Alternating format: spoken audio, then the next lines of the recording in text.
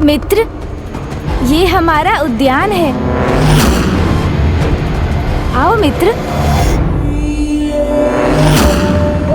यहाँ आओ मित्र। ये देखो मित्र, ये हमारा स्नान कुंड है। ये मेरी माँ का रसोई गृह है, जहाँ वो स्वादिष्ट पकवान पकाकर मुझे खिलाती हैं। चले मित्र। मित्र, ये वो स्थान है जहाँ मुझे मेरे जीवन की सर्वाधिक महत्वपूर्ण सीख प्राप्त हुई थी। सब देख तो लिया, मात्र उस एक स्थान को छोड़कर जो मुझे कुछ अधिक ही भा रहा। और अब तुम्हारी दृष्टि जहाँ स्थिर है, वो प्रभु महादेव का आसन है।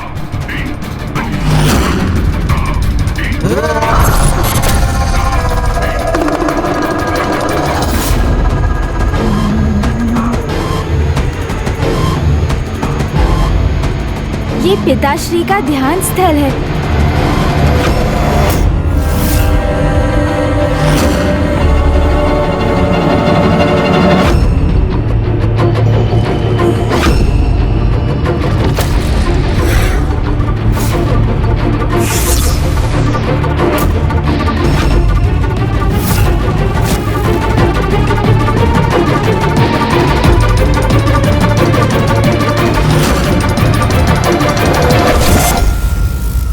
इसी स्थान पर विराजमान होकर जगत पिता महादेव ध्यान करते हैं।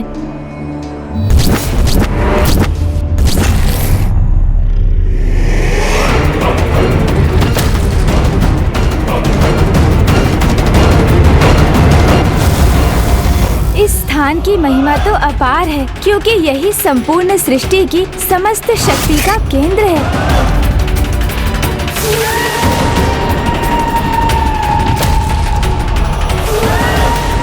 अर्थात यदि मैंने ये स्थान ग्रहण कर लिया तो मैं ही सृष्टि के समस्त शक्ति का केंद्र बनकर उस शक्ति पर अपना अधिकार स्थापित कर लूंगा, सर्वशक्तिशाली बन जाऊंगा। ये भंड कुमार महादेव के ध्यान स्थल की ओर क्यों बढ़ा जा रहा है? क्या प्रयोजन है इसका? मुझे तो पूर्व में ही आभास हो रहा था। अवश्य ही इसके मन में कुछ ऐसा ही अनुचित प्रयोजन है, जिसे सिद्ध करने हेतु ये कैलाश में प्रवेश करने के लिए लालायित है। जो भी करना चाहता है वो सर्वथा अनुचित है। यही वो स्थान है जहाँ से जगत पिता महादेव समस्त संसार के क्रियाकलापों को नियंत्रित करते हैं। अर्थात यदि मैं यहाँ स्थित हुआ तो समस्त संसार पर मेरा ही नियंत्रण स्थापित हो जाएगा। नियति निर्धारित है, इसलिए गणेश जी की चेतावनी सुनकर भी इतना भयंकर दुस्साहस कर रहा है। ये इस पावन स्थल पर एकमात्र त्रिलोक के स्वामी जगत पिता महादेव का ही अधिकार है। उनके अतिरिक्त यहाँ अन्य कोई भी स्थित नहीं हो सकता। अब मुझे यहाँ स्थित होने से कोई भी नहीं रोक सकता। ओम नमः शिवाय, ओम नमः शिवाय, ओम नमः शिवाय, ओम नमः शिवाय। ये क्या? भंड कुमार तो पिताश्री के ध्यान स्थल की ओर ही बढ़ा जा रहा है। बस एक बार यहाँ स्थित हो जाऊं तो अपने प्रयोजन में सफल हो जाऊंगा। ये कैसी अकल्पनीय उद्दंडता कर रहा है।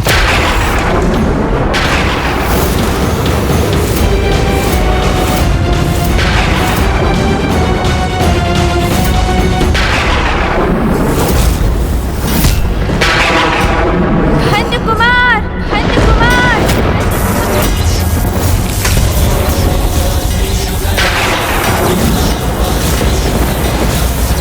ओह, इन्होंने तो बांध दिया मुझे। भंड कुमार, दूर हटो वहाँ से।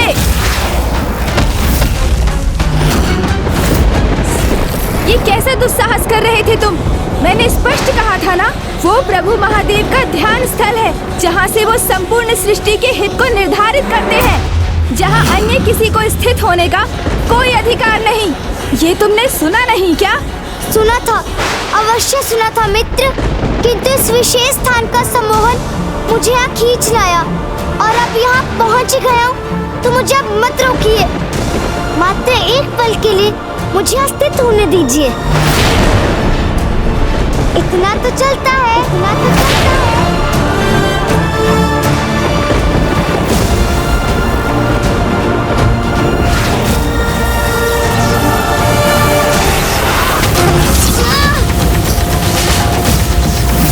नहीं, ये उचित नहीं।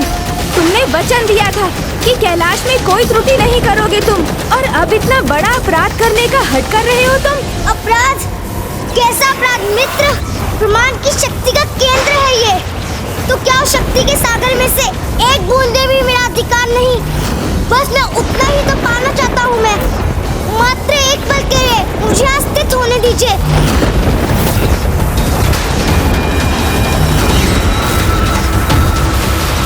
बस किसी प्रकार एक बार पहुँच जाऊँ वहाँ।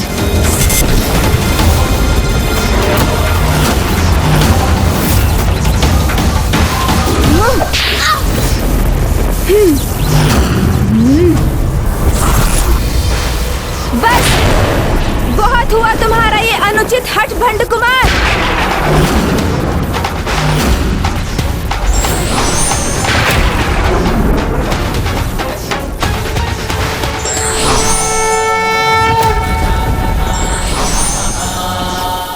ये तो क्रोधित हो गए, कहीं अपनी शक्ति से मुझे आहत न कर दे।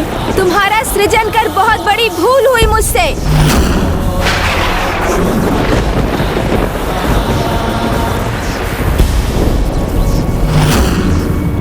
यदि इसके महापापी में परिवर्तित होने के पूर्व ही इसकी दुष्टता का अंत होना नियत है, तो यही उचित है।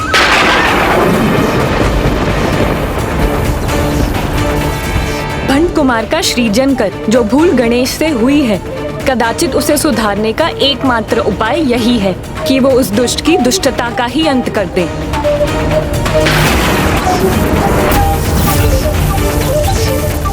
इसके पूर्व ही पुनः अपने कपट जाल का प्रयोग कर अपनी रक्षा करने में सफल हो गणेश जी को उसकी उद्दंडता का उचित दंड देना चाहिए। कैसे करूं? अब अपनी रक्षा कैसे करूं? सर्वप्रथम अपने पापों को स्वीकार कर उसका प्रायश्चित करो। ये प्रायश्चित का प्रथम चरण है। सूझ गई, इसकी युक्ति सूझ गई मुझे। क्षमा मित्र, क्षमा।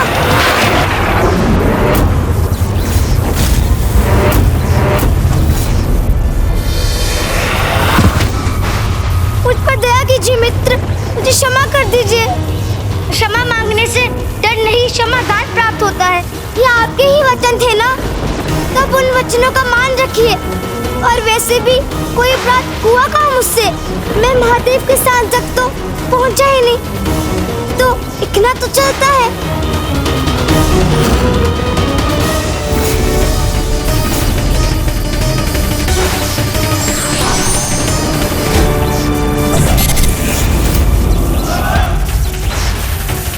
हाँ, उचित है। क्षमा तो आपको करना ही था इस तुझ जैसी भूल के लिए। अर्थात मात्र महादेव के स्थान पर स्थित होने का प्रयास करने के लिए मृत्युदंड जैसा भयंकर दंड अधिक हो जाता ना, इतना तो चलता।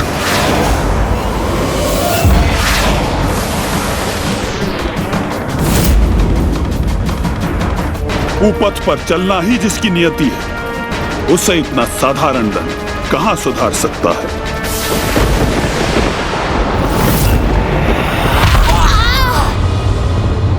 हमारे महानायक की इस अवस्था में, तो क्या गणेश जी ने उन्हें कैलाश से बाहर उछाल दिया? अर्थात वे जिस प्रयोजन से कैलाश के भीतर गए थे उसमें असफल हो गए। ये समय उनकी अवस्था पर विचार करने का नहीं, उनकी सहायता करने का है। चलो जल्दी चलो।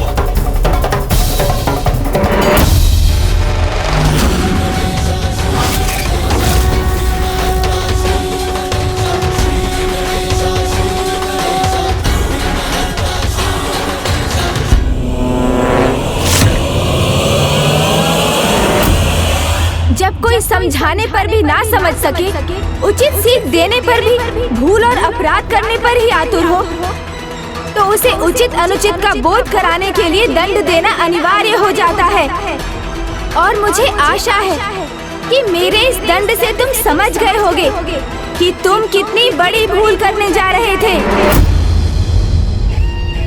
अभी तो यही उचित होगा कि मैं इनकी बात स्वीकार कर इनका क्रोध शांत करूं। चलता है। मित्र, दंड तो दे दिया आपने मित्र, उचित है, किंतु अब मेरी सहायता कीजिए, अपने इस मित्र पर दया कीजिए मित्र, दया कीजिए। मित्र?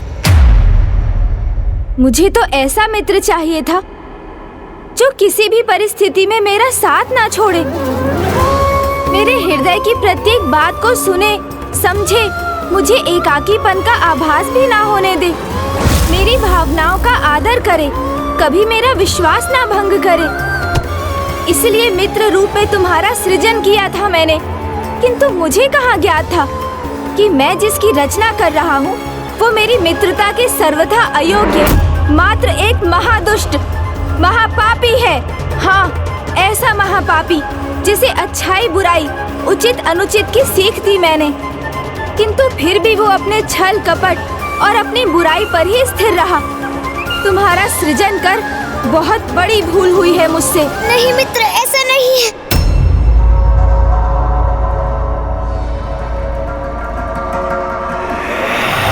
मित्र, मैं अबोध हूँ, अज्ञानी हूँ, अच्छाई और बुराई में भेद नहीं कर पाता।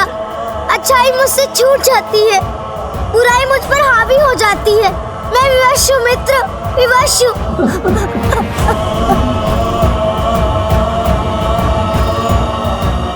भूल आपसे नहीं, मुझसे हुई है मित्र। अब एक ही उपाय शेष है, आप मुझे मिटा दीजिए, आप मुझे मिटा दीजिए, आप मुझे मिटा दीजिए। किंतु फिर आप अपने मित्र के साथ से वंचित हो जाएंगे, ये तो और भी दुखद है।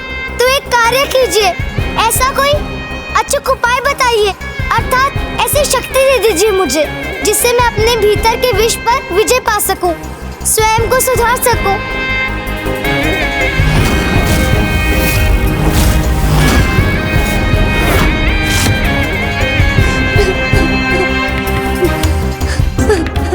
तुम्हें वास्तव में अपने किए पर ग्लानि है? हाँ मित्र, ग्लानि तो है, विश्वास कीजिए। मैं कपटी कुटिल नहीं रहना चाहता हूँ, मुक्त होना चाहता हूँ अपनी दुष्टता से। तो उसका एक ही उपाय है,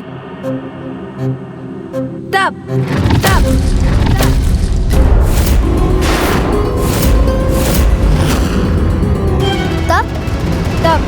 अर्थात तपस्या, जिससे प्राप्त तपोबल की पवित्र अग्नि तुम्हारी दुष्टता का नाश कर तुम्हारे भीतर अच्छाई को जागृत करेगी। किंतु तुम्हारी तपस्या तभी सार्थक होगी जब तुम वास्तव में अच्छाई के पथ पर अग्रसर होने के लिए प्रेरित होगे।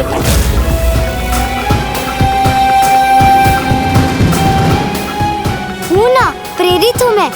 अच्छाई अपनाने के लिए तप भी अनिवार्य है, तो मैं वो भी करूँगा। बस आप मेरे मार्गदर्शन करने की कृपा कीजिए। बताइए मुझे, मैं तप कैसे करूँ? तप करेंगे? हमारे महानायक? और तप? मुझे तो यही ज्ञात था कि छल ही इनकी शक्ति है। तप?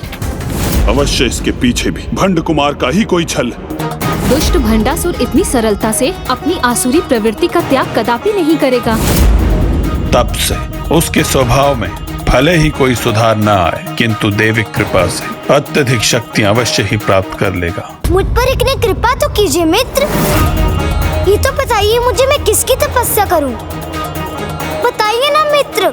उन्हीं जगत पिता महादेव की, जिनके स्थान पर स्थित होने की उद्दंडता करने का महा अपराध करने जा रहे थे तुम। प्रभु शिव शंकर की भक्ति ही तुम्हारे भीतर के अंधकार का नाश कर तुम्हारे हृदय में एक निर्मल ज्योति प्रज्वलित करेगी, तुम्हारे विकारों का नाश कर सुधार देगी तुम्हें। उचित है मित्र। तो बताइए, मैं कहाँ अपना तप आरंभ करूं?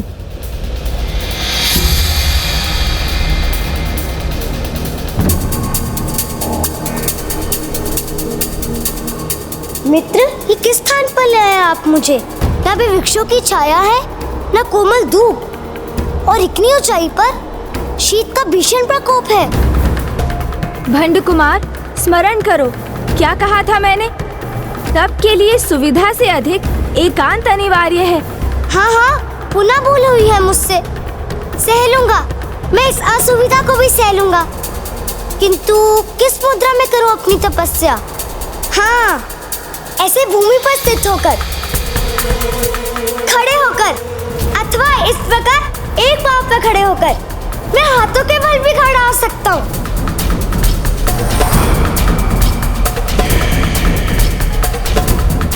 अथवा फिर ऐसे। ये उचित है, बस आप मुझे मंत्र का ज्ञान दे दीजिए। ओह, नहीं नहीं, ये तो बहुत कठिन है। इस मुद्रा में तो मैं कुछ ही पल टिक पाऊंगा, किंतु प्रयास करता हूँ। मुझे कितने समय तक तपस्या करनी होगी? तुम्हारी तपस्या कब सफल होगी, ये तो तुम्हारी श्रद्धा और भक्ति पर निर्भर करता है, किंतु इसकी न्यूनतम अवधि है 12 वर्ष।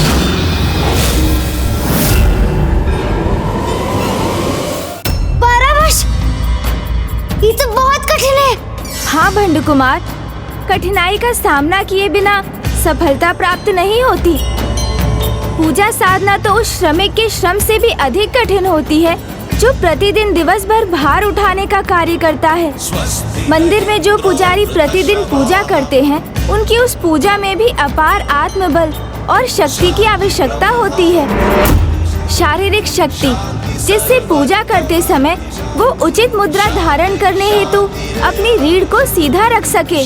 धैर्य शक्ति, जिससे धीरज धरकर वो एक स्थान पर स्थिर रह सके। श्रद्धा शक्ति, जिससे वो प्रभु के प्रति पूर्ण निष्ठा से पूजा करने में सक्षम हो। और आत्मशक्ति, जिससे वो पूजा के फल को ग्रहण कर सके। इसलिए तपस्या का पथ सरल कदापि नहीं। जब भस्म रूप में था, तब भी कभी स्थित नहीं रह पाया। तब तो बड़ा दुर्भाग्य है मेरा। चाहकर भी कैसे सुधारूं स्वयं को, कैसे करूं प्रायश्चित? 12 वर्ष तक रीढ़ को सीधे रखकर सिर रहने की शक्ति कहाँ है मुझ में?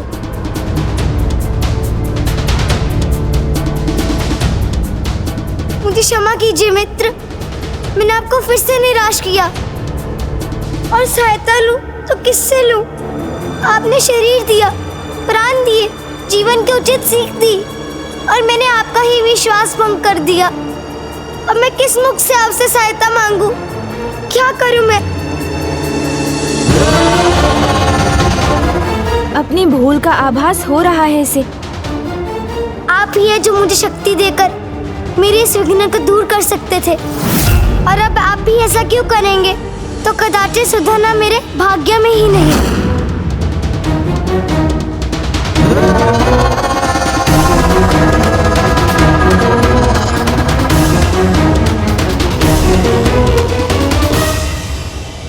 भंड कुमार, क्या वास्तव में तुम अपनी भूल स्वीकार कर अपने भीतर परिवर्तन लाकर अपने दोषपूर्ण आचरण से मुक्त होना चाहते हो?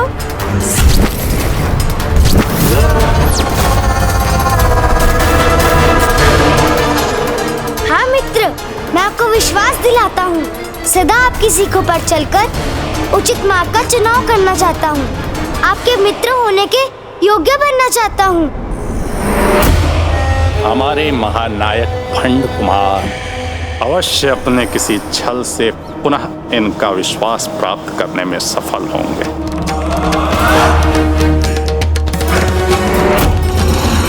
नहीं, गणेश जी को इसका विश्वास कदापि नहीं करना चाहिए, क्योंकि छल तो इसकी आसुरी प्रवृत्ति का अभिन्न भाग है। उचित है, यदि तुम कुपथ का त्याग कर सुपथ पर चलना चाहते हो, तो मैं तुम्हें इसका एक अवसर अवश्य दूंगा।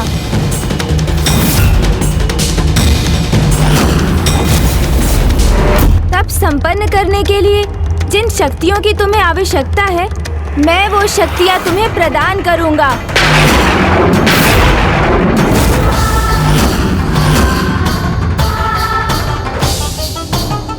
पार्वती नंदन गणेश को ऐसा कदापि नहीं करना चाहिए, क्योंकि भंड कुमार को समर्थ बनाना तो संसार में अच्छाई के अंत का आरंभ होगा।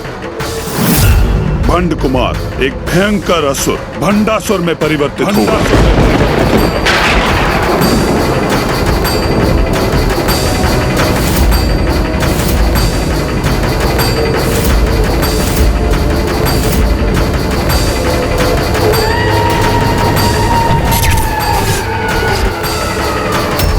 कुटिल व्यक्ति को दी गई विद्या और शक्ति वर्षा में तूफान का कार्य करती है, इसलिए प्रत्येक गुरु को योग्य शिष्य की परख होनी ही चाहिए।